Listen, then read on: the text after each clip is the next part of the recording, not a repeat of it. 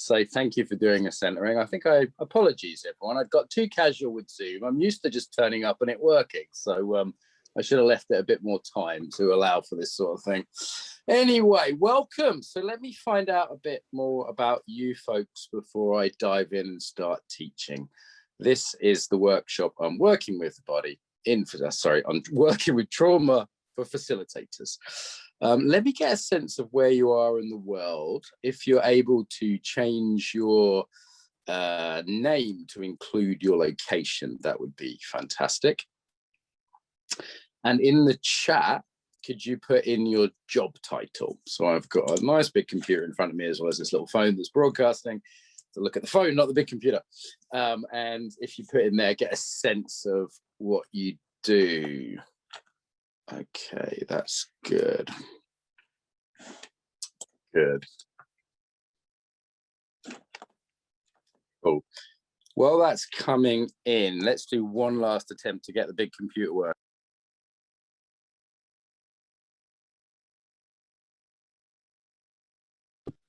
Seem to have muted yourself there, Mark, on your phone. No, Steve, I was trying to get the big computer working rather than my phone, but I'll continue with the phone if that's not happening. Okay, looks like I have to work with my phone. All right, it's very strange. So good. From performance coach, counselor, Poland. Good.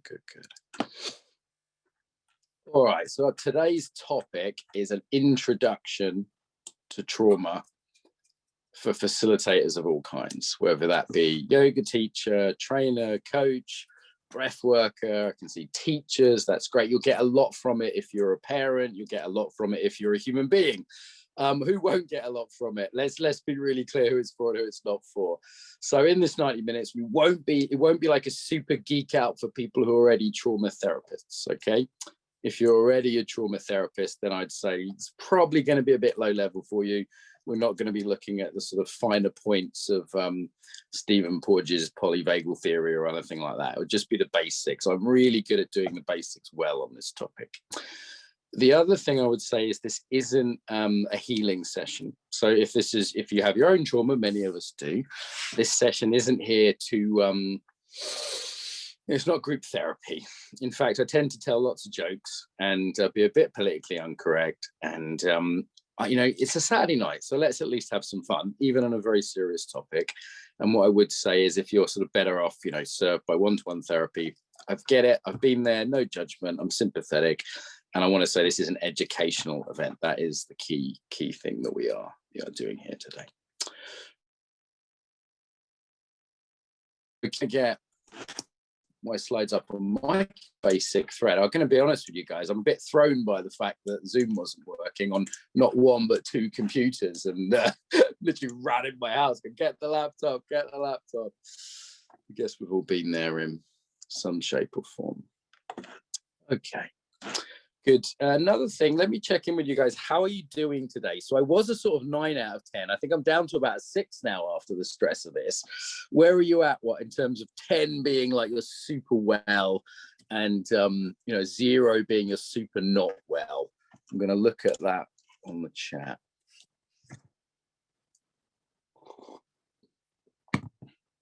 Okay, seeing a lot of variety there. Someone's a 10. Good for you. Here's what I'd say about this. If you're below a 5, you probably want to give this a miss. Look at the recordings, for example. Maybe Steve can tell us about that. If you're below a 5 or even below a 6, you might just want to kind of have a bath or go for a walk or do something pleasant rather than listening to an educational talk on trauma. Why is that? One, I'm going to move fairly fast. If English isn't your native language, you can always put please slow down in the chat. I won't mind. I do tend to speak quite quickly. The other thing is I'm going to be talking about trauma. So naturally, your brain is going to go to like some of the worst things that ever happened to you, right? Try not to do that today. So try and stay in the present moment. Let's do that right now. Everyone rub their hands together and just touch your face. Have a bit of maybe pleasant sensation there. If you don't touch your face, you give yourself a hug.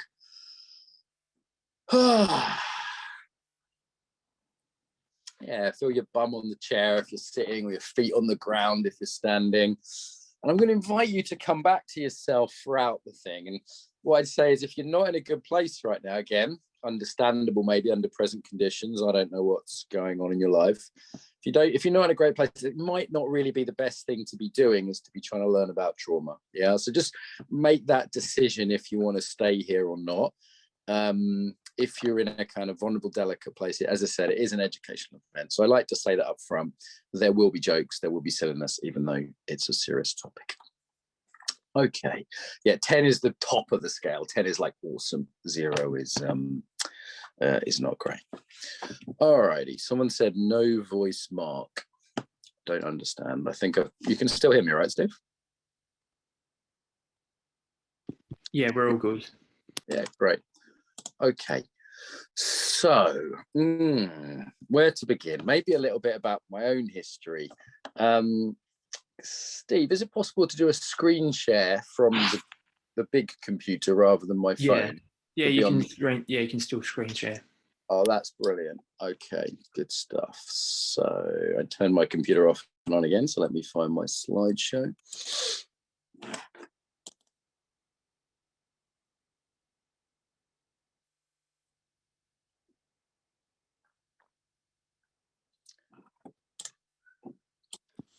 While Mark's doing that, I'll just say that we will be putting this up on the YouTube channel afterwards in a few days. You'll get an email about that, so do look out for that and subscribe to the YouTube channel if you want to sort of get a notification about it.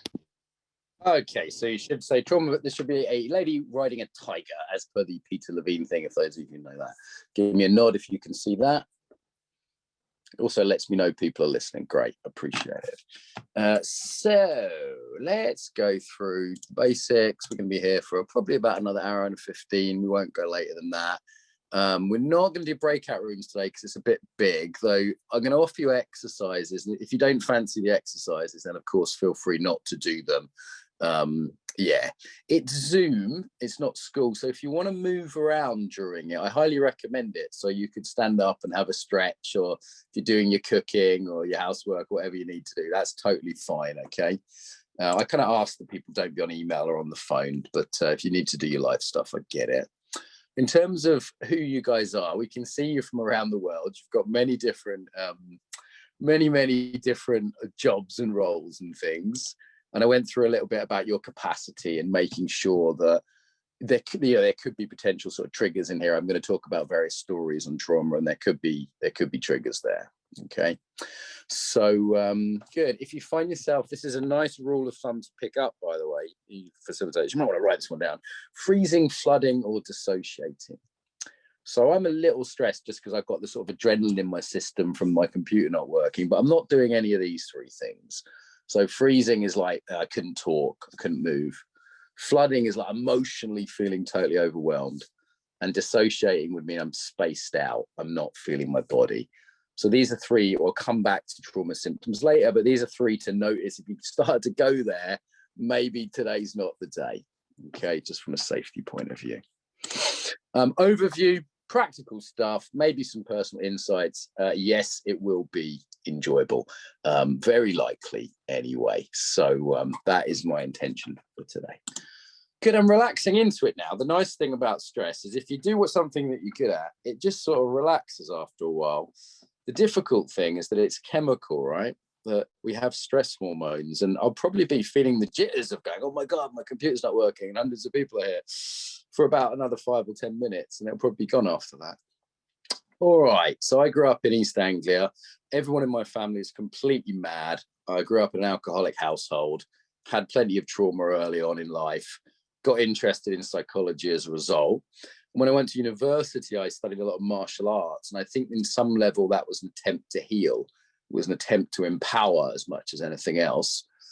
I also used to work in outdoor education pretty soon after university. You might not have this in your country, but it's a little bit like Camp America, and you take kids and adults climbing and up abseil towers, and you get to see sort of stress up close, you know, the stress response up close, as you do in the martial arts. You really study the stress response. And there's lots of definitions of trauma, but one is when a stress response gets made more permanent. It's not a very official definition, but it's quite a useful working one. I think you've all had a stress response. You might not have been in a fight or been up an abseil tower, but you've had done something a bit stressful. And one way of looking at trauma is when that gets made a bit more permanent. Yeah, maybe not for your life, but for longer than just when you're up the climbing tower. The other thing I noticed and working on top of climbing towers and things like that is you can't really talk people out of stress. It's like when someone goes up to two people who are fighting and says, calm down, they don't calm down. Yeah, it's interesting, isn't it? Because it's sort of not really on the logical verbal level. What I could do at the top of that climbing tower is talk to people in a calm voice. And literally I could say bananas, bananas, bananas, apples, apples and bananas. Everything's going to be okay. It's all right. Yeah. So what was more important was the sort of tone and the body. Come back to that later. I ended up working for an NGO, working in various war zones. That's bullet holes in a school in the slums of Brazil. That's my friend Meshu and I with his machine gun in Africa. And I eventually got pretty burnt out doing that. I got quite another sort of whack of trauma, really, in those kind of places all over the world. I've been to Afghanistan, all over the Middle East. And, you know, what I did notice is two things. One, I had some resources through the martial arts and the mindfulness I'd been studying that a lot of my colleagues didn't. And the other one is even with those resources, I still had some problems. And I, you know, had to go on my own healing journey. And I'd say I was pretty traumatized still when I started my business like 15 years ago. And I went on a real journey with that. And I did some of the modalities personally that I'll recommend to you. And I'd say I probably wasn't capable of being in an intimate relationship, you know, like I am now. I've got a nice sort of happy ending picture there with me and Daria, my wife. I probably was a bit than I am now. I think most people who knew me at the time would say, even someone like Karen that's known me 4 or 5 years, I hope would say in that time I've sort of got a little calmer or got a bit better regulated. Karen, is that true? Yeah, definitely. You're kind of a model of how this stuff works in a way. So yeah, agree. Thank you, Karen. I'll bring Karen in a couple of times to talk about her experience in yoga and as a yoga teacher. She's a colleague of mine, so welcome to Karen. Any of the other team here, Steve? Is Agata, our customer service person, hanging out? Yeah, Agata's here. You can't really see many people very well because you're screen sharing, though. Right. So there's a few others around. That's good to know. Anyway, so I went on my own healing journey. You know, obviously things like the Embodiment Conference we did, where I had a lot of trauma teachers. I've got to interview like most of the world's best trauma teachers. I've also spent a lot of time teaching others about this now. So I ended up teaching particularly in NGOs, teaching in areas of conflict, again, but this time in a more sane way. I've advised, God, all sorts of people. Save the Children, the House of Lords, the police, various armed forces around the world. I actually met my wife while working with the military in the Ukraine. And yeah, so, you know, I've been teaching this stuff, and I'm also very interested in the sort of cross-cultural side of things. So, you know, on one level, trauma is about fight or flight, so that's not cultural. Yeah. A dog has fight or flight. Like I was just in Mexico and you could see a dog that had been like hit too much, as you know, in the street, for example, because it would be kind of cowering, it'd be in its body, it would be in its responses, it would be what we call hypervigilant, like we're on the lookout for things, you know, or for sort of overreactive. These symptoms are the exact same symptoms humans have. And there's some cultural expressions like, you know, I've worked like in Russia, for example, and you'll see a lot of the symptom called numbing there, where people are quite armored, they call it, like tight, the Russian smile, the tight jaw, the tight chest. You'll see that in East Europe. Yeah. And Israelis have this kind of speed to them. You think how much cultural trauma there is in Israel. You know, there's trauma in your own life, but there's also the trauma you inherit from your parents, your grandparents. And, you know, obviously in Israel, there's been various wars, and before that, the Holocaust, and there's a lot of trauma there, and it can express as this kind of speediness. Yeah, speediness. Trauma symptoms are actually really, really varied. Before I get into them, though, I want to kind of point to kind of what I call natural hardiness. It's this idea that actually we don't all get horribly traumatized so we can't cope all the time. And even people who've had very bad experiences like war and rape and things like that, they often cope really well. They don't always have a lot of things like conditions like PTSD, which is a condition that is a sort of combination of various trauma symptoms. Yeah, people can bounce back from things. It's amazing. It's worth bearing in mind because people are talking about trauma so much now, it's almost like we're all delicate, unique snowflakes. And it's like, yeah, we are, but we're also, you know, tough. You know, we're also bounce back. We're also resilient, particularly if we're in good relationships, we get support, we have practices. And yeah, that's important to say, I would say. All right, so I've alluded to this earlier, the physical stress response. Mine has calmed down a little bit now. You can probably hear it in my voice. I'm much more able to connect now. I'm less in this fight or flight response I was in a moment ago. And, you know, when people or animals are in this response, they're not very smart, they're not very kind, and they're not very creative. Yeah, it's just not very good for us.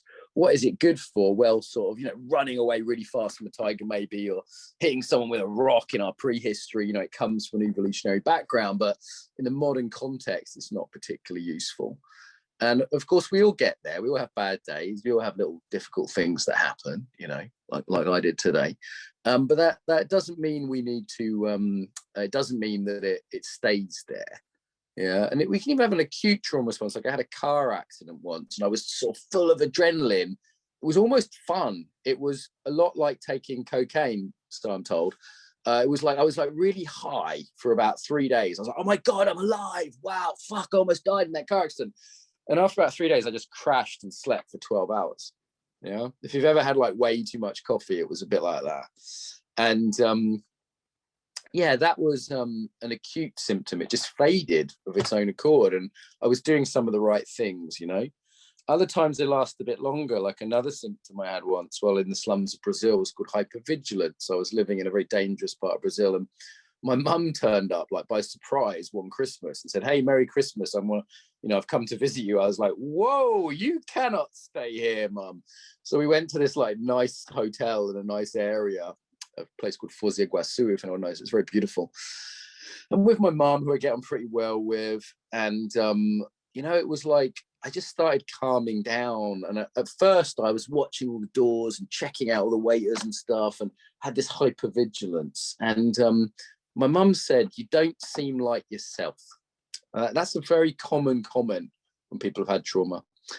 And it lasted a few days, then again it faded. And actually I'd had that symptom for 2 or 3 months before I met my mum. But when I was in that safe condition, yeah, trauma is often about feeling unsafe and about feeling overwhelmed. So normally it's life-threatening. Sometimes it's bodily integrity is the other piece, like rape, for example, yeah. Often it's about powerlessness. So soldiers, for example, don't get traumatized very often when they're fighting. They do get traumatized when they're being shelled, like shell shock you may have heard of, like World War I. Or if they like see a friend die and there's nothing they can do about it. That's the feeling of powerlessness that's really, really, it's not just upsetting. Trauma is more than an emotional response. It's a physiological response. It's also about memory. I'll come back to that. So definition of trauma, overwhelming stress. Yeah, this sense of powerlessness. Lots of definitions out there. If there's any therapists here, feel free to put yours in the chat. But I like this one of just the fight-flight response, getting stuck in the system. And obviously we're in weird conditions to talk about stress and trauma. You know, I think I did this slideshow at the beginning of COVID, but a lot of people are right now not getting the social support they normally get, what's called co-regulation, which immunizes people against trauma, which makes us less stressed. Luckily, I saw a friend today, I had a hug from a friend, had a hug from my wife, sort of. I've got quite a lot of this today, but not everyone in watching is in that same place. So the symptoms I mentioned, hyperarousal, that could look like sleeplessness, anxiety, quickness to anger, hypervigilance, there's a bunch more. Avoidance, so that could be emotional avoidance, like self-medication, like drinking too much, or an emotional numbing. Numbing I've mentioned as a key one here, really. So those of you interested in embodiment, which I guess is many of you if you're following my work, trauma and embodiment don't go together. Yeah, so embodiment can treat trauma, but also trauma stops people feeling their bodies, make people check out. And you can think of some of these symptoms as sort of like survival responses, right? Like if you're being attacked by a lion, to totally not be in your body and to be somewhere else, totally dissociated, is a very very, very helpful thing at the time, right? Who really wants to be feeling their body when a lion's chewing your leg off or something? So, you know, these trauma symptoms come from adaptive evolutionary responses. And, you know, there is a neuroscience behind them. We're not going to go into that today. You could look up Stephen Porges and the polyvagal nerve and things like that. You can think of it as the more reptilian or cruder parts, older parts of your brain taking over, and the executive functioning, the neocortex, being less active, not exactly being turned off. But it's think about this: when you're really stressed, it's hard to think, isn't it? Yeah. Also, some of that human connection system is turned off. So this is why trauma is so toxic to relationship.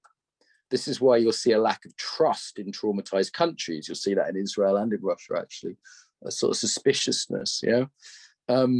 This is why it can be a problem for people's sex lives or people's parenting, because that social engagement system is not so engaged, and people are more in that fight or flight. There's a whole load of other symptoms, though: reliving things, like constantly thinking about things, flashbacks, though they're not as common as they are famous, and other reactions, stuff around memory. So, for example, kids sometimes show up as being abused when they start doing worse in school. And they go, well, why aren't they learning things? What's going on? It's because, you know, the brain just can't take in new stuff. The brain is like not wired for that when it's traumatized. Authority issues are a really interesting one if you're a teacher. Who's a teacher of some kind? You'll have Paul Linden, when he first started teaching me. He's one of my main mentors and teachers. Just was suspicious. You know, I was just hard to teach because I wouldn't listen to him. I was like, authority is bad, you know? Do you meet anyone like that, Karen, as a yoga teacher who has authority issues? Yeah, definitely. Yeah. Or issues, you know, some students are very trusting, aren't they? And it could go the other way with trauma, though, right? Like students do you have students who are sort of a bit compliant? That's the other way it can go.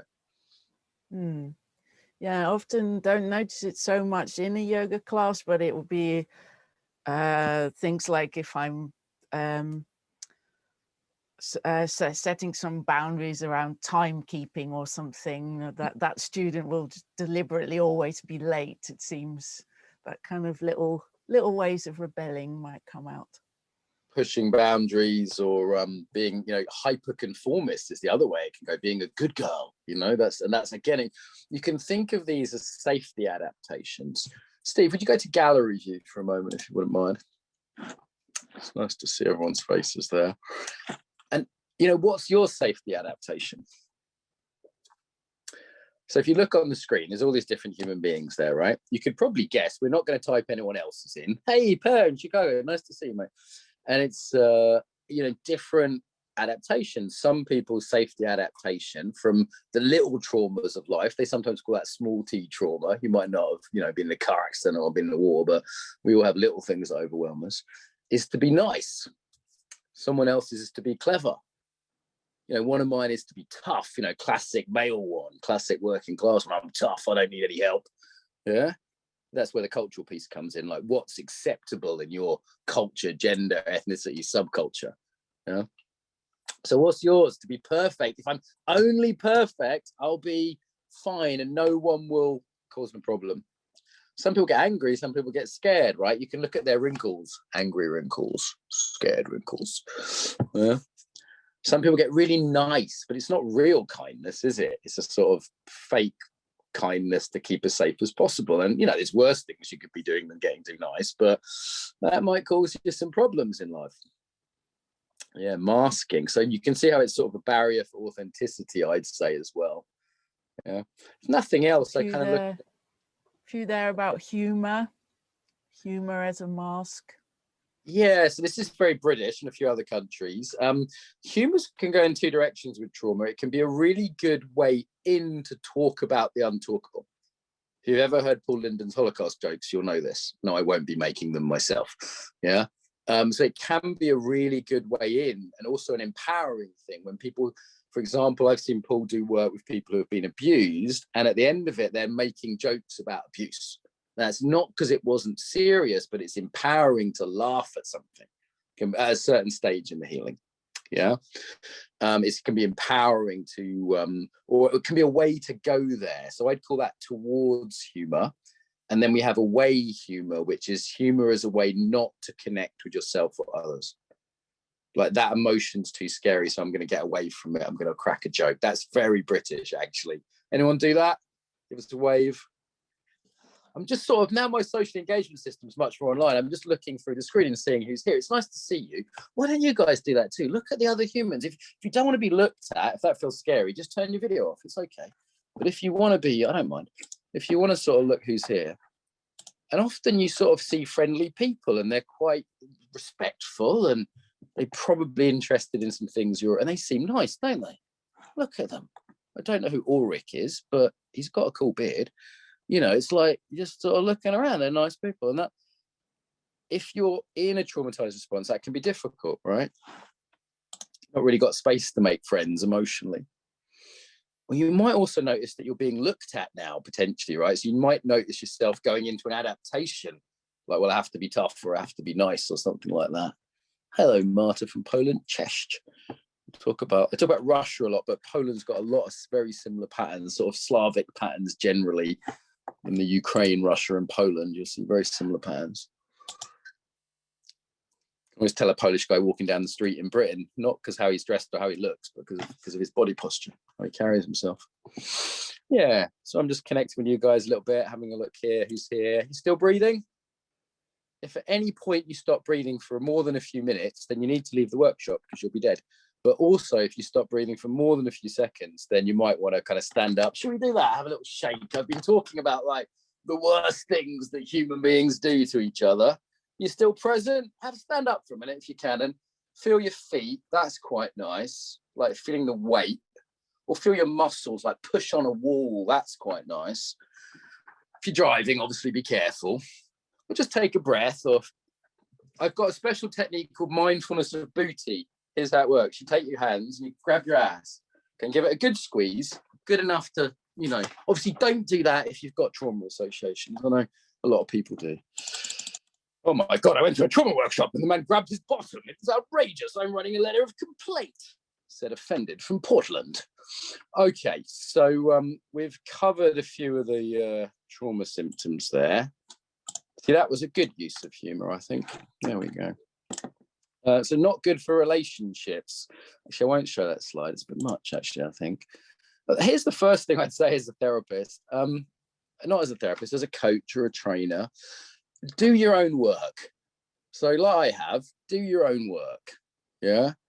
Do your work on yourself. Because that is by far the most useful thing you can do for anyone else as a sort of a beginner.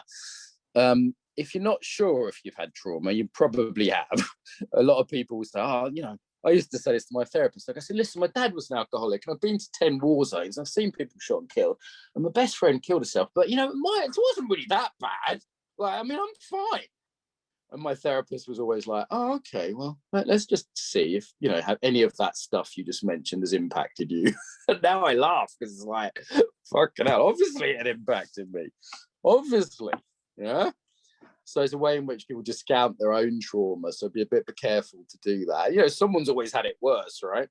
So it's like, you know, that's a perspective. But another way I think you can look at this as well is trauma doesn't have to be like, oh, I have to work on my stuff.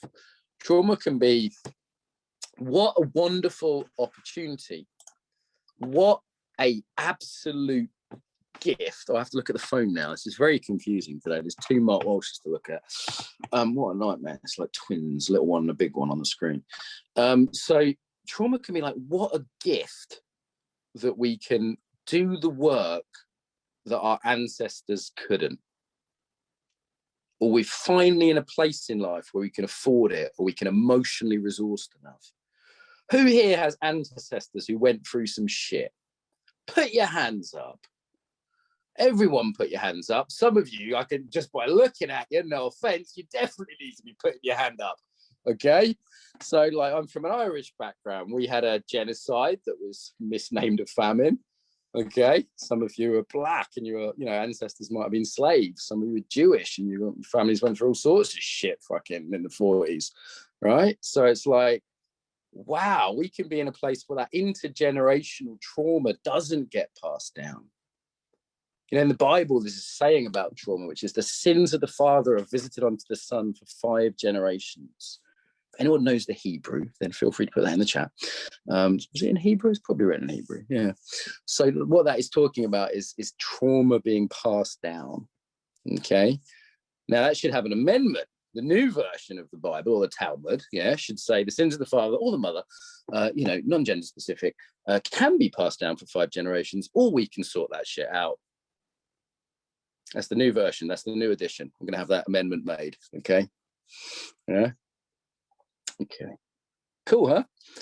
Who's just personally in a position where you can actually see this sort of healing journey almost as an adventure? Like who here, let's see, what's going to motivate you guys? Who here wants to be a better manager? Okay, or a better leader? Like occasionally I'm known to go off the handle as a manager. And part of my own healing is doing that less and less often. Yeah. Who here would like to be a better parent? Who here wants more sex or better sex? Give me a wave. Oh, we've found your level. Okay. So, you know, healing trauma can help with all these things, right? It can help with all these things. It can help us be less reactive leaders, less reactive parents. It can be more sensitive while simultaneously more resourced. It can help us feel more. It can help us connect more, yeah, and have more pleasure. So don't think of the healing journey as like, oh, I have to do my work. I mean, yeah, sometimes it you know, it goes through that stage, but doesn't have to be. Doesn't have to be.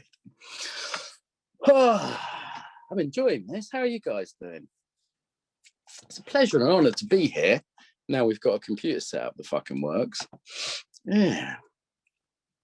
It's my Irish cultural trauma. We have to say fuck. It's just part of the rules. Okay, good. Do put your locations in your names if you're able to rename yourself. I really like seeing where people are from, and I'm still impressed by this whole global thing, you know, the whole fact that we can chat to people around the world. I'm not over that yet. So recovery facilitator in Ireland. Oh my God, my family need you. So I'm also in long-term recovery. That's addiction and trauma go together quite closely because people self-medicate. Gabor Mate is very good on this. Has anyone heard of Gabor Mate? Yeah, we did a newsletter once that rhymed him with vanilla latte, which I thought was genius copywriting from my team. Did anyone see the session at the Embodiment Conference where I was talking about drinking too many sugary drinks, and all of a sudden I was talking about my childhood trauma without knowing what the hell happened? By the way, I'm off the sugar now. That's nice. Another little addiction broken. Been off the drink and drugs for a while. Yeah. We like that one, huh? Yeah, I didn't quite know I was getting into it, I don't think. I was like, oh, I'll volunteer. Okay. Good. Let's take a couple of questions. Anything not clear, particularly from beginners, anyone new to this? Who is this like their first ever trauma training? Give me a wave if this is your first ever. Okay, the others are going to be rubbish by comparison. They're going to be really boring and everyone's going to take it really seriously. No. This is a good place to begin, I'd say. So people that waved, any questions? I just want to make sure you got the basics here. So some of the basic symptoms, and there's a lot. The more you learn about trauma, the more you realize there's a lot of symptoms. I'm going to screen share again, Steve. So we'll go back over this. There was a question earlier, Mark. Can you have more than one trauma symptom at the same time? Like, could you be freezing and dissociating at the same time? Karin, personally, I can do at least 10. I don't like to boast, but yes, absolutely you can. So, I mean, the hyperarousal is one part of it. That's like the fight or flight. The numbing is more the freeze response. It's different neurology, right? It's a sequential neurological response, actually, when people are, the freeze is particularly associated with this, but you can dip in and out of it, you know? It can be like, I'm worthless, I'm a terrible, no, fuck you, I hate everyone. No, I'm worthless, no, you're worthless. You can bounce between them. Self-esteem stuff, you know, you can have psychosomatic symptoms at the same time as self-esteem symptoms, right? All sorts of things, some internalized stuff. Avoidance things, you know, at the same time as others. See, there's so much there, and the more you study trauma, the more you see it everywhere. It's one of the risks, actually, I would say, is you start, everything becomes about trauma, you know. You know, I don't know, my wife says, oh, I don't want to do the washing up today. I'm like, is that your trauma? You know, gender-based trauma based from, you know, the oppression of women? No, she's like, I just don't do the washing up, Mark. So, yeah. And a request there to slow down a bit. Thank you so much. I'm getting excited. Do say that again. I tend to forget. So do sort of say slow down before you're confused or you hate me. I'd really appreciate that. Thank you. One I didn't mention there was difficulties with like meaning. like life can seem meaningless. I remember when I got back from Ethiopia, I was in England, and all my friends were talking about mortgages and television. It just all seemed so pointless, you know. I actually stopped talking for 3 days at one point when I came back from one of my trips. I just went, I have nothing to say to anyone. It was like the ultimate sort of like social distancing kind of thing, right? Social distancing, there's one. We talked about boundaries. So that could be overly firm boundaries or under firm boundaries. So Karen, if you're adjusting someone in yoga, which obviously you would ask consent for because you're trauma aware and part of the EFC community, why do you ask, actually, Karen, why would you ask consent, first of all, for those that don't, you know, was in Mexico in a yoga class and some teacher straddled up behind me in downwards dog and put her hands on my hips in a most intimate fashion without asking. Why would you not do that, Karen?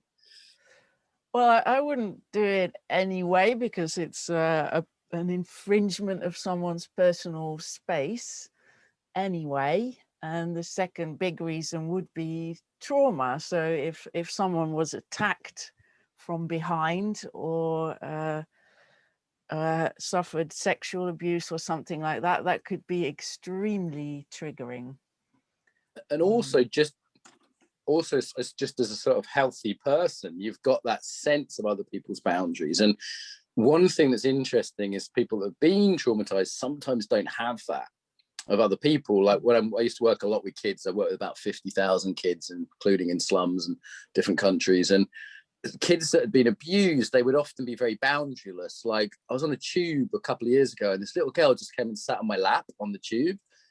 And the dad, I guess with dad, was like, ha ha ha, she does that sometimes.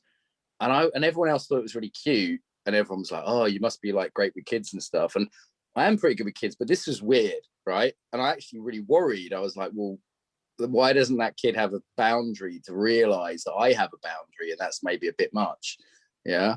So, you know, this sense of being aware of other people's boundaries, like Karen is a healthy thing in and of itself. And then realizing that permission and consent is a really big deal. Yeah. Not just, a lot of trainers think they do this, but do they? They say, hey, I need a volunteer. Right, Steve, you're volunteer, right? Yeah, Steve, come on up.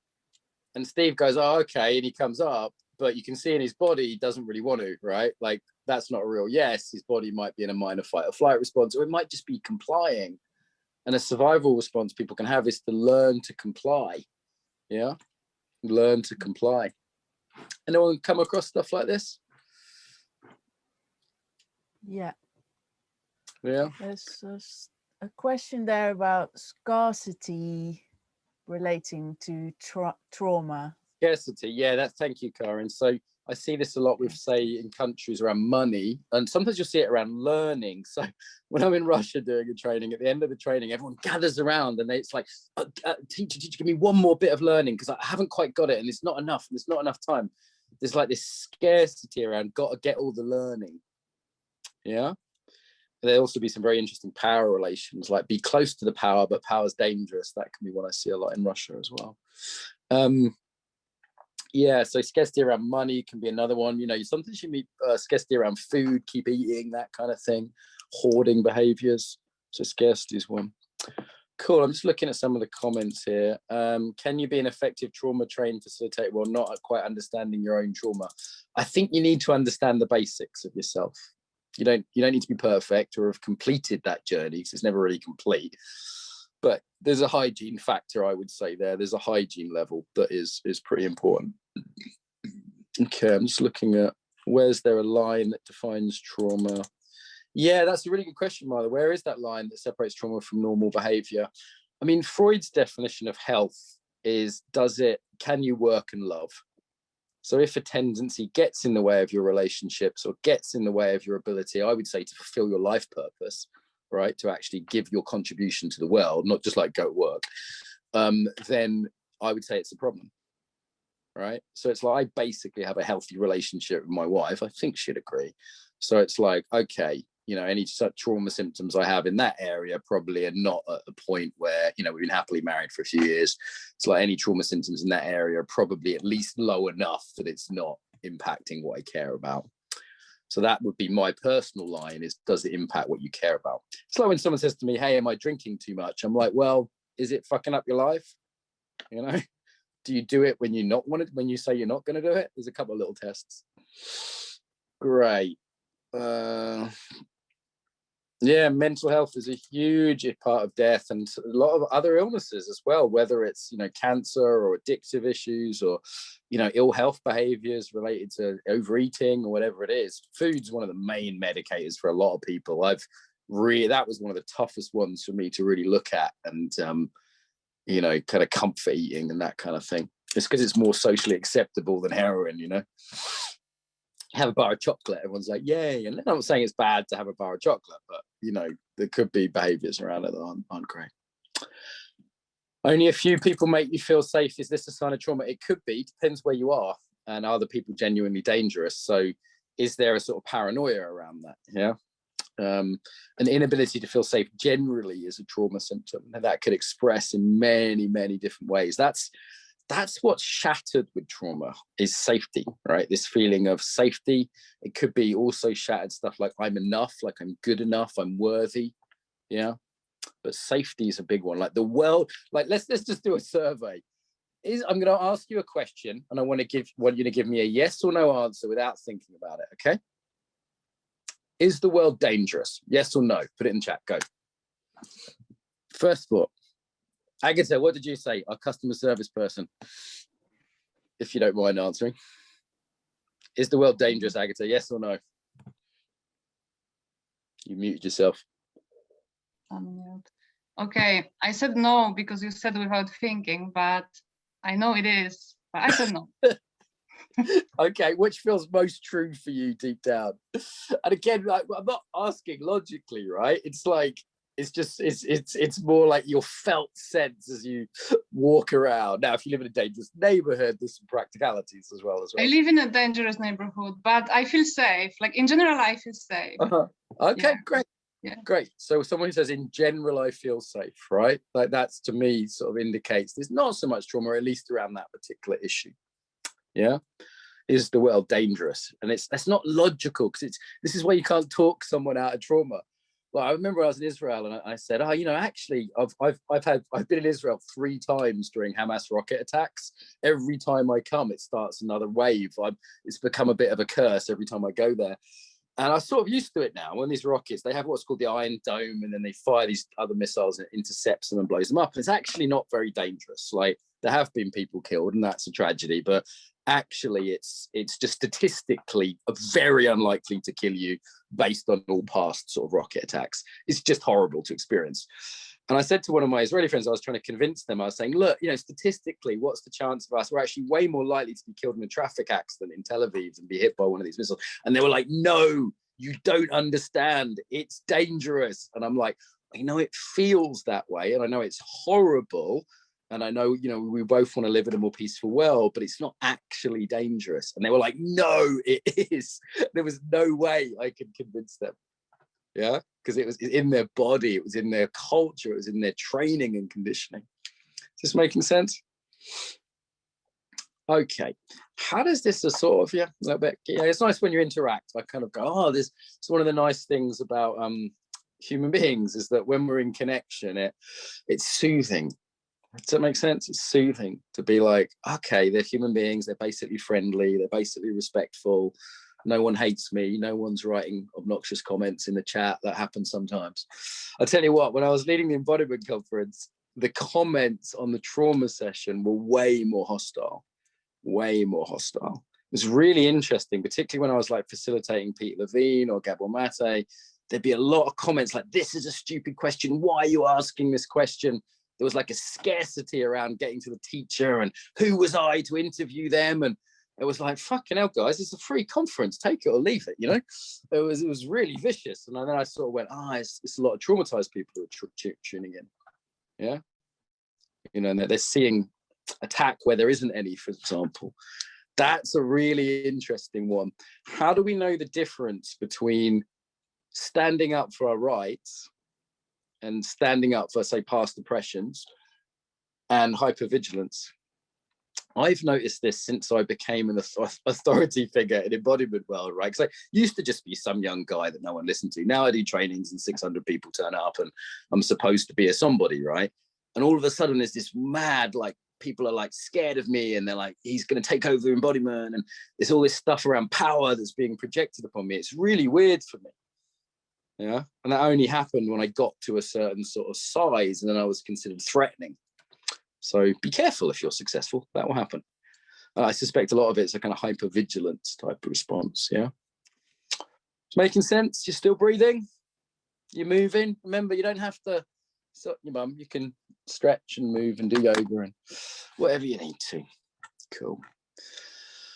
Oh, sorry to hear that, Dill. So that's permanently living in fight or flight. That is a definition of trauma, pretty much. All right, so how does this all apply to training and coaching? Let's get to some really practical things for you guys. Karen's already mentioned some. Here's one really practical tool you can take away. Please don't go away and pretend to be trauma trainers, okay? Please don't go away and think you're a therapist. But here's something I teach everyone that I teach on Embodied Yoga Principles or on Embodied Facilitator Course. By the way, if you're interested in that, that's coming up. We're doing a course soon called FEC, and there'll be a precursor which is free, Embodied Connection Week. I'll say it again at the end, but maybe Steve can put it in the chat. Okay, so for trainers, empathize, be nice to people. If someone comes and discloses a violation or something to you that happened to them, and students will do that when they trust you, particularly if their boundaries are a bit skew-with, then not be nice to them, empathize with them, connect with them. Yeah, obviously you need to have the capacity to do that. Stabilize them if that's helpful. A bit of centering, feet on the ground, barely breathing, stabilization techniques, and then refer them to a qualified person if that's not you. ESR. Can you all remember that? If you take nothing away from today, take that away. So if someone comes up to Karen and she's been teaching them no pose with Embodied Yoga Principle, which is quite triggering, no pose, and twice after teaching it, I've had people disclose rapes to me. They've come up to me, even as a man, and talked to me about it, 2 women, which is quite a difficult disclosure. And I've tried to do my best to be sympathetic, to get them back in a place where they can pick their kids up from school or whatever they've got to do next. And then I've given them the number of a trauma therapist who I trust. Yeah, this is also why I wouldn't rush off at the end of a workshop. This is also another thing I do is gatekeeping. So I come to a workshop and I meet people and I shake their hands. And this is one of the difficulties with Zoom. And if they seem like they're really under-resourced, I say, you know what, can I give you your money back? You might just want to go for a walk in the park today. You might just want to go relax, take a day off, maybe this is not the right time. You've got to look at your practice if you're a somatic practitioner as well. Let's just do this by wave, then I'll come to Karen. Who's like a yoga teacher, dance teacher, martial arts teacher, something like that? Yeah. Is your practice stabilizing or destabilizing? There's nothing wrong with having a destabilizing practice, but you want to gatekeep who's coming in. Yeah. So a stabilizing practice, like the average hatha yoga class, for example, okay, might be very, very helpful for someone that's having a stress, stuck in that fight or flight. Yeah. You'd also see people use your practice as a way to dissociate. Who teaches a sort of, I call it a strong practice, like active martial arts or hot yoga or anything like that? Anyone teach a practice that's quite full on, quite intense? Like I do Krav Maga, which is quite intense. Okay, so not so many, but a few. So if you do a practice, Stanga would be one. I did in a Stanga class the other day. If you do a practice like that, sometimes people come to that practice to not feel. It's very difficult to feel your sort of longing for connection or your inner sense of unsafetyness if you're in a hot yoga class and your hamstrings are burning and it's 35 degrees. It's actually a way to dissociate. See why? So it's not really an embodiment practice at that point. Then you're using Ashtanga's got a rigid system, right? You do the sequence the same every time. Now, that sequence could be tremendously reassuring. Like you think of the ritual of a Catholic church or an aikido class, yeah? That sequence could be tremendously reassuring for someone with trauma. It's like kids, how you ever work with kids? Kids like repetition. They like to know what's happening. It gives them a sense of predictability and safety, right? Yeah, so a Stanga class absolutely is going to do that. Okay. Also, if they've got stuff around authority, which if I'm a good girl, like just do what I'm told, or a good boy, just do what I'm told, they're going to love a teacher that tells them exactly what to do. Yoga is actually really weird because it's one of the few places outside of a fascist dictatorship where you can tell people how to stand, sit, and breathe, and it's normal. Yoga is also one of the few places where you can engage in self-harming activities and people will celebrate you for it. People are overstretching, overpushing. So I think it's Matthew Remsky did a great piece on this back in the days before he hated me. He says some really good stuff about yoga, actually, Matthew. It's well worth a look. I rate his stuff on yoga. Yeah, so you see how even a somatic practice might not be quite what it looks, right? Like, I'm safe in this thing class, I get told exactly what to do and it's very predictable. And that might be really good for someone, or it might be the last thing they need. My trauma pattern is kind of Irish. I fucking hate being told what to do, right? My trauma pattern is I want to break free. I want to be me. I want to, you know, get away from it all. Anyone like me? Anyone a rebel? A bit over boundaried around authority. That's why it's so weird to be on the other side of for me. You know, for me, martial arts was really difficult, but simultaneously really good for me to learn to be, you know, in healthy hierarchies with respect and discipline. Yeah, really good for me, particularly having non-abusive teachers like Paul Linden. Remsky, great. Okay, still breathing? Just relating to things. Karin, how does any of this show up for you in yoga? Good to get the yoga teacher's perspective, or a bit more of a female perspective, maybe? Yeah, one of the things I was thinking about just now in terms of empathize and stabilize is when people tell me difficult stuff, I often have to stabilize myself first to some extent so that I can calmly be with them. Also to not go into like, oh, I'm gonna fix you. There might be a desire in me to when actually what I probably need to do is stabilize them for now and kind of affect them a bit with my stability, and then refer them to a therapist. In yoga, I've had a few people with trauma, and I didn't necessarily know when they signed up. One of the things that triggered one person was to be given freedom.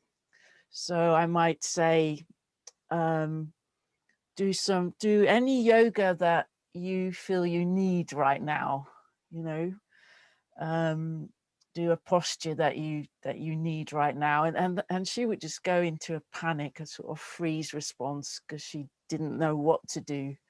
She felt much safer being told what to do.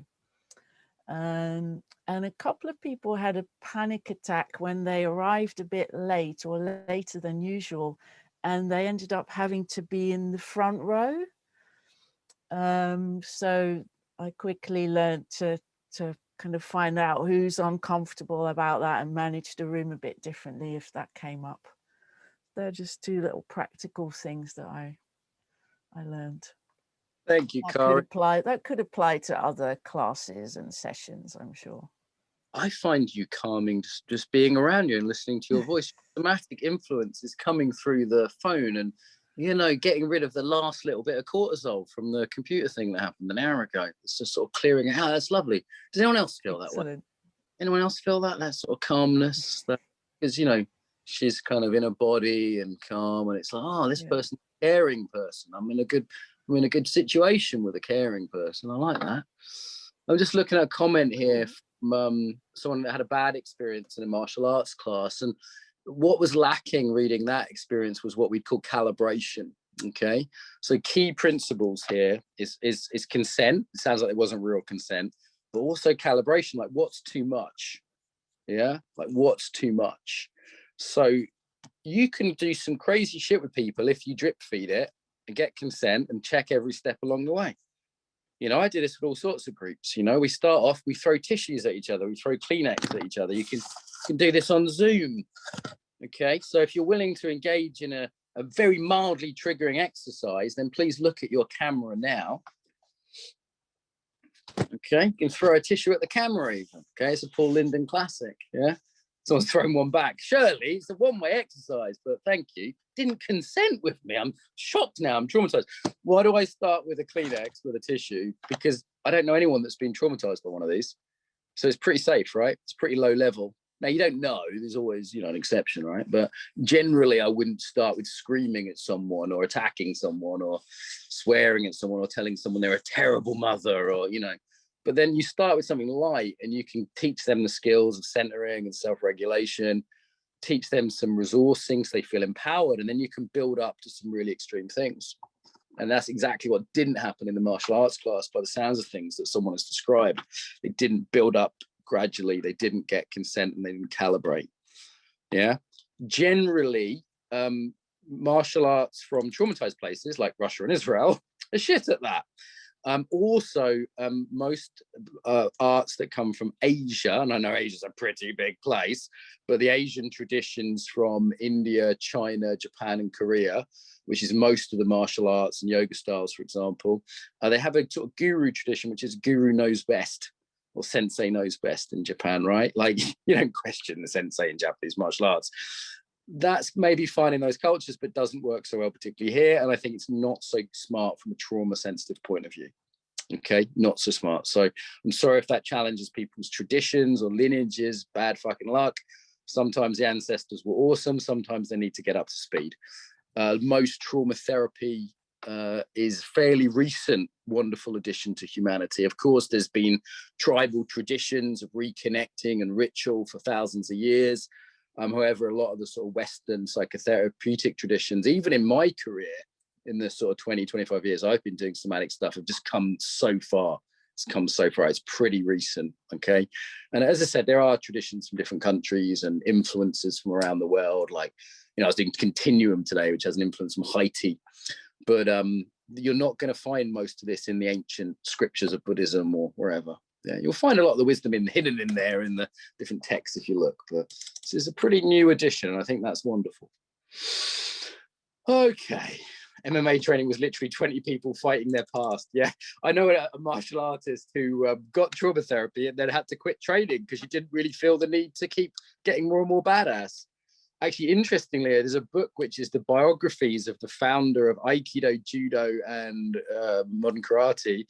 And all three of them saw their dads get beaten up as kids and were bullied as kids. All three of them were sickly as well. All three of them had childhood illnesses.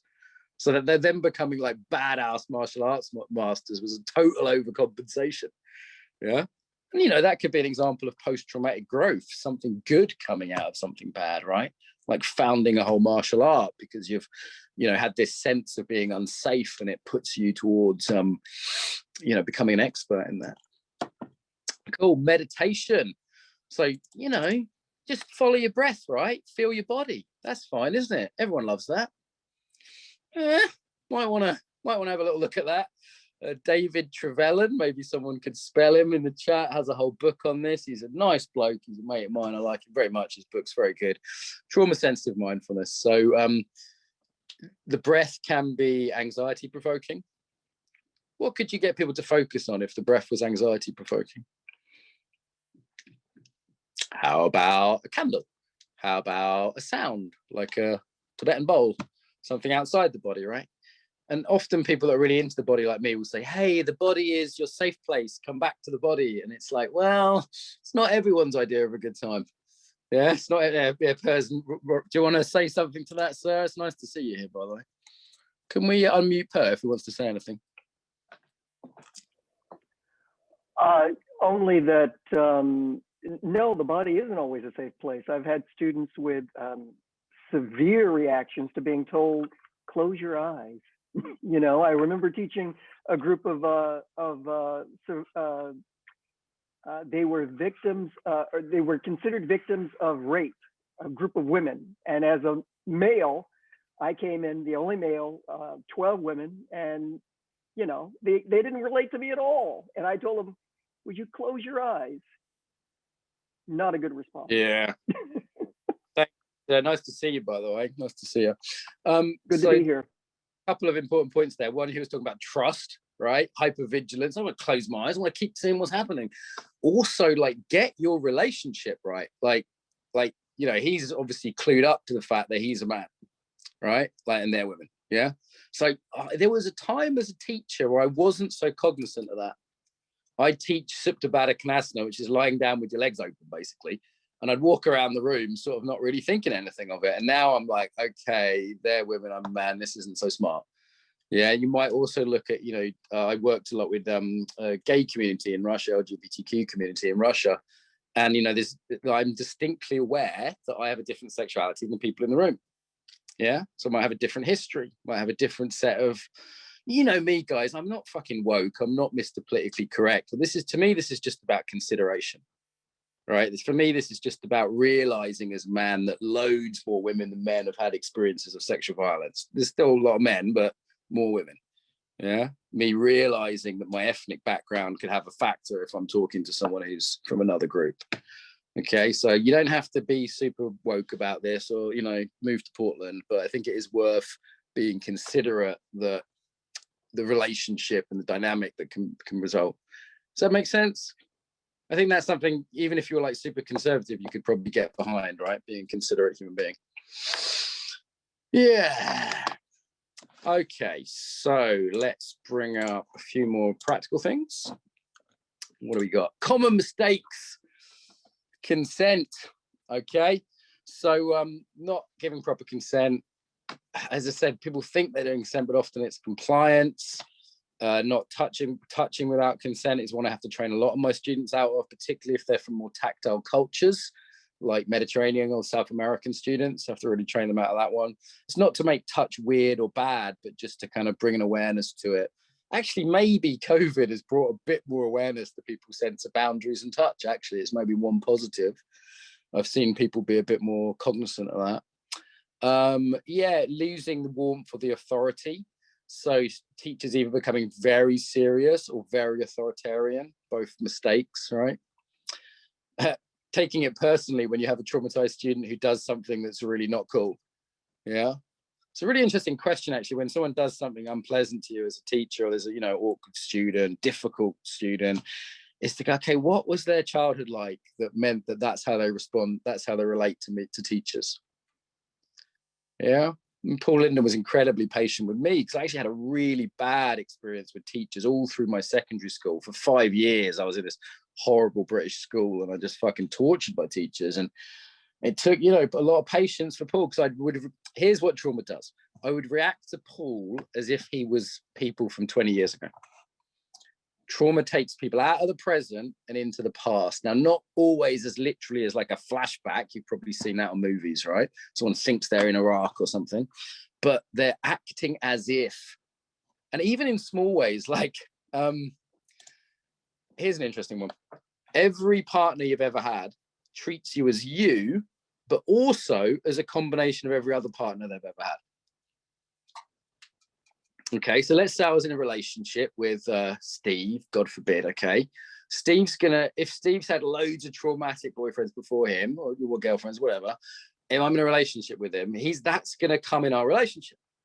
Okay, and gradually we can sort of recondition Steve and build trust. And if I'm patient, it's a really good question as a teacher is this them or their history talking?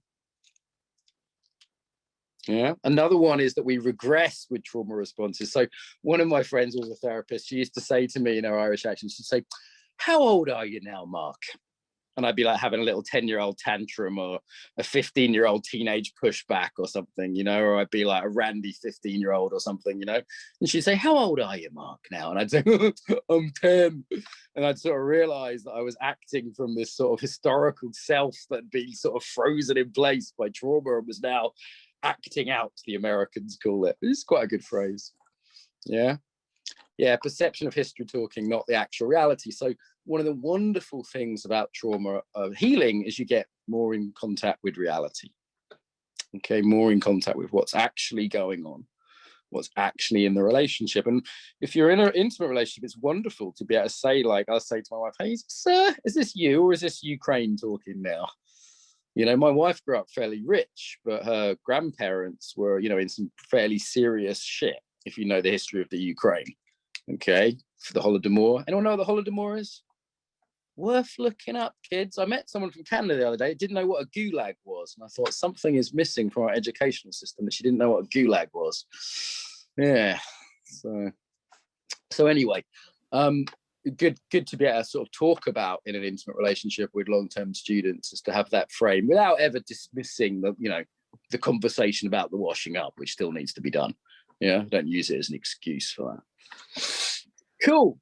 Okay, so there's a question, a couple of questions there, Mark, which are kind of about if you're working with a group and someone discloses some trauma in the group or to other people in the group, and then everyone gets a bit triggered by it. What might you do in such a situation?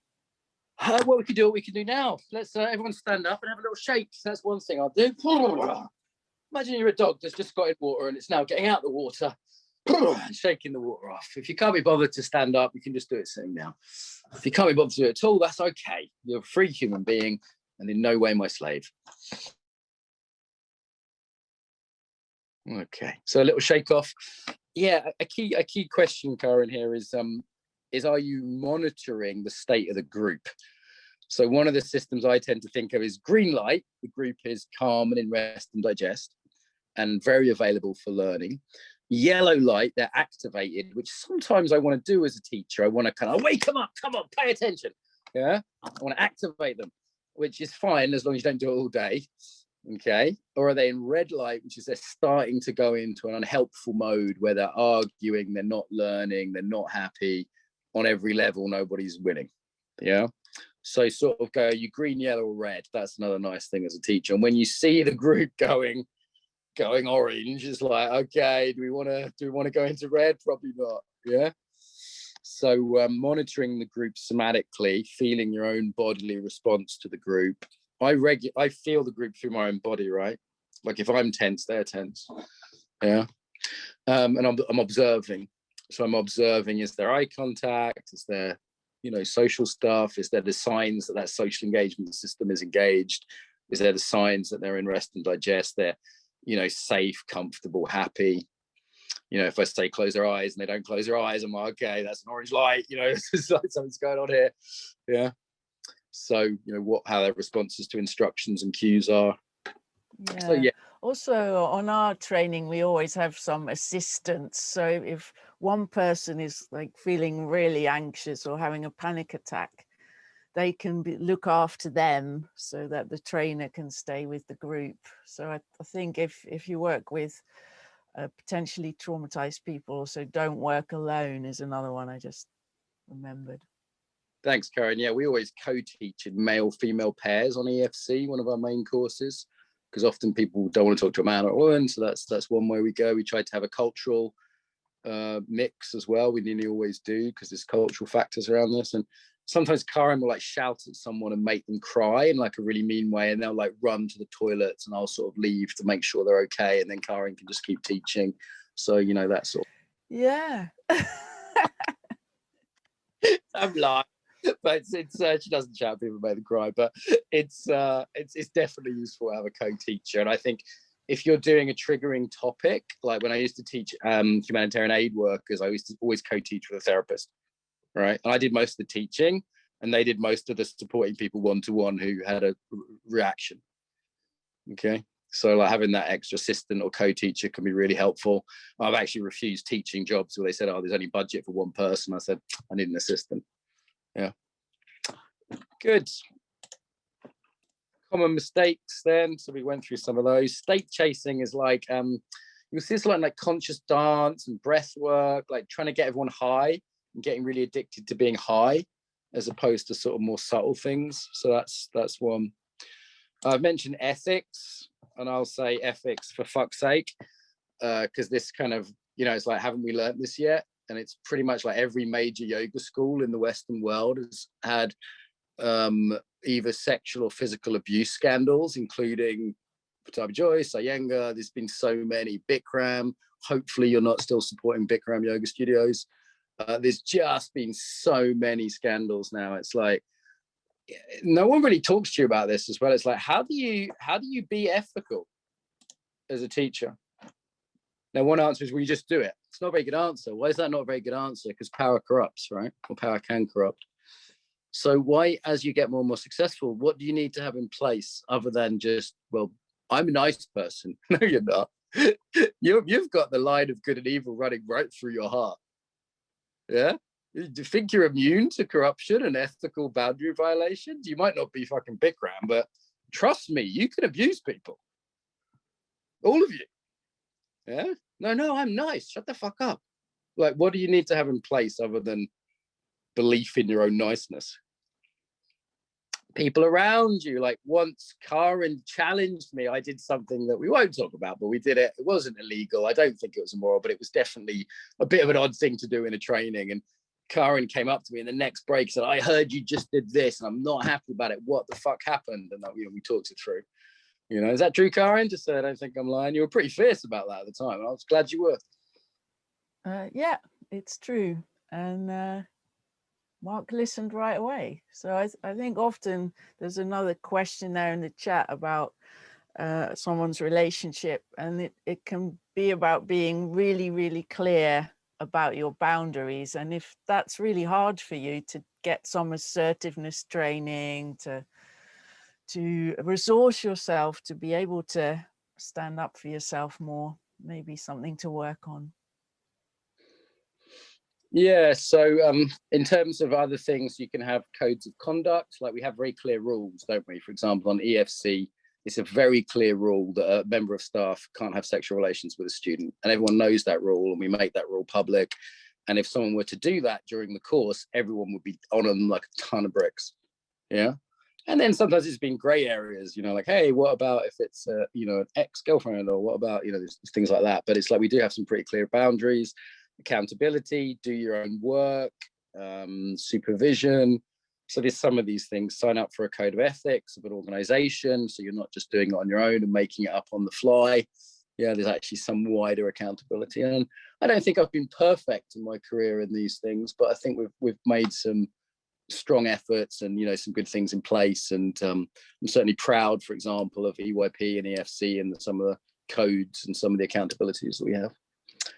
Yeah, making that public as well. You're kind of doing that again now, but also in front of the group then. So someone put it's safe to challenge. If it's clear that it's safe to challenge or ask things or do something different, then the teacher can be more human. Then we all fuck up sometimes.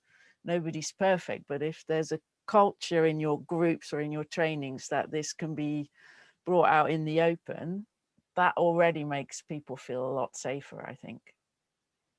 Yeah, some questions have had difficult ones about disclosure. I mean, that's the whole topic. Again, it's like, how much responsibility do you want to take on for that? So the issues are complex there. I don't think I want to give just a glib answer, because often there's some serious considerations. I mean, this is why you need to be in supervision, right? So you can go to your mentor and say, hey, your supervisor, like, hey, I go to my therapist and say this happened, and we talk about it for an hour. Yeah. Good. How might we release trauma? Yes, we should come to trauma treatments before the end of this. So treatments exist is the good news. Okay, the good news. There's lots out there. Many things work. Eye movement, EMDR, somatic experiencing, and offshoots of that. Hear very good things about NARM and organic intelligence. TRE, that's a shaking technique. Alan Stefani, someone I've liked what she did. I mean, there's so many good stuff out there. And, sometimes treatment to animals or nature, spirituality can be a part of it. Social support's a big part of it. But basically the key thing to know is that it's not hopeless and there's things you can do.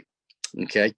And you could refer people to some of these things. You could explore them yourself. There's many modalities out there. Maybe people want to put their sort of favorite modalities, as it were, in the chat. But yeah, many modalities. And I remember when I was in the Ukraine, it was 2 days before my wedding, and my wife said, oh, can you come and talk to my ex-hairdresser? Because he got made to fight in the war and now he's all fucked up. Can you come and talk to him? I said, okay, yeah, I don't mind talking to him. So I turned up and he was there with like 30 of his friends. and there's all these soldier guys, and they said, oh, we heard that you're a real man and not like these other therapists. And I'm like, because my wife told them I was a martial artist and a tough guy, so they kind of were going to more likely to listen to me. I was like, fucking hell, I have to, okay, hold this one up. And so I just shared my experiences of working in war zones. So they came to trust me, and they were like, okay, maybe this guy does know what he's talking about. You know, he's got experiences that are not the same as ours as soldiers, but are similar enough. And, you know, and I came, and then I said, look, I talked through the symptoms. And I remember one guy going, oh, that's why I've been started hitting my kids. I never used to hit my kids before. I get so irritable these days. I get so angry, and I always feel ashamed after I hit them, you know? And one guy was like, oh, that's why I can't fuck my wife. And another guy was like, oh, that's why I'm drinking too much, you know? And it was making sense of a lot of what they were doing. They just didn't understand what they'd been doing since they got back from the war. And do people know there's a war going on in the Ukraine? They probably don't even know that. There's a war in the Ukraine like right now.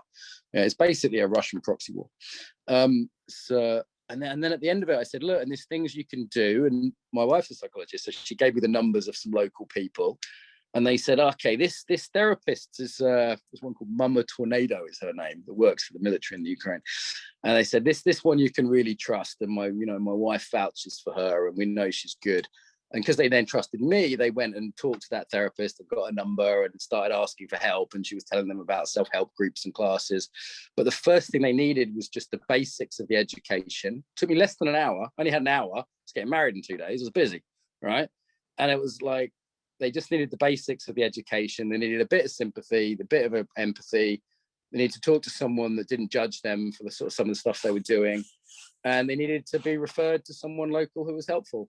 And, you know, that was a really beautiful experience. And I still remember it as a very touching experience. And there was guys coming up and shaking me and hugging me and tears in their eyes. And I was like, all right, you know, but it was, that's how powerful it can be, just to pass on some basics, you know. There's a books like a beginner's book, like Pete Levine's Cheapest Little Book, or Steve Haynes' book, Trauma is Really Strange, which is like a cartoon book. Maybe someone could type it in the chat.